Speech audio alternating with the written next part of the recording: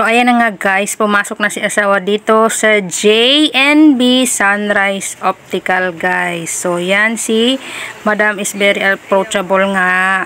And then, diba, grabe makakaway pang miss you ang kaway ni Madam. So, inutusan pa nga ako dyan na kung pwede daw i-promote ko ang kanilang optical. Diba, mega shout out sa JNB Sunrise Optical guys.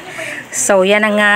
Pumipili na dyan si asawa ng kanyang salamin. And may new customer na nga guys na dumating. Actually, kami pala yung unang customer guys. So, benamanog kami dyan. Yan na nga. May napili na si asawa. So, yan. Yan daw ang kanyang gusto. Diba? Diba? Ayan na nga. And then, pinapapili ko pa siya dyan. Kung sure na siya, kung yan na talaga ang gusto niyang salamin sa mata. Diba? Talagang lilinaw niya ang pagtingin sa akin. Charot. Ay, naku aneng, may hugot ka na naman. Ayan na nga guys. Diba? Sukat-sukat. Yan, sabi ko nga, patingin nga. Yes, Nax, parang artista. Sinong artista kaya yun? Ayan na nga guys ang kanyang napili. So ayan na nga guys, siguradong hindi lalabo ang kanyang pagtingin sa akin. Diba, dahil sa salamin. Tawang-tawa na naman si Ame. Akits. Diba? Daming hugot na naman. Nakailan na tayo. Ayun nga yung isang customer guys. So, syempre, hindi lang tayo ang customer dito sa JNB Sunrise Optical. So, ayan na nga guys. So, madami din dyan. Iba pang mga salamin na pwedeng pagpilian. Diba? Kaway-kaway aning. Diba?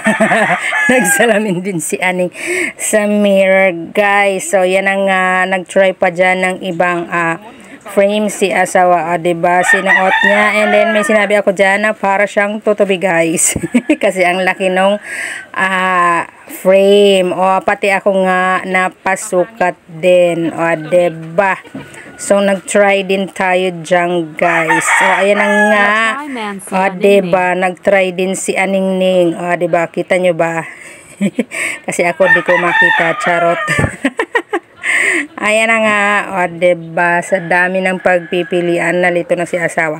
Pero nakapili na siya dyan, guys. And, yan na nga, nag-fill up na siya ng form. Kanyang mga personal information para sa record. Patuloy nga dyan, guys, ang pag-fill up niya. Kaso, di niya maano yung sunod na isusulat niya kasi di niya masyadong makita. And then, ginabayan ko nga siya dyan, guys. And then, siya na lang nagsulat. Kaya yan. Diba? Pag ganun-ganun siya ng kanyang body. Kasi hindi niya nga talaga mabanaag siguro. Hindi niya guys makita masyado yung kanyang pinipilapan. Kaya nga siya dyan magpapasalamin guys. Diba? Para clear. Clear ang pagtingin sa akin. Diba? Kaya siya dyan guys nagpasalamin. Diba? Ang dami nga talaga guys pagpipilian pa dyan. Kaya siya nagpasalamin para makita niya ang tunay kong ganda. Diba? Another hugot na naman tayo guys. So ayan nga guys, dito pa yan sa JNB Sunrise Optical. So ang dami po talagang mapagpipilian na salamin. So ayan na nga, diba? Iba-ibang color, iba-ibang shape ng kanilang frame. Depende na lang sa sukat ng iyong mata yung grado.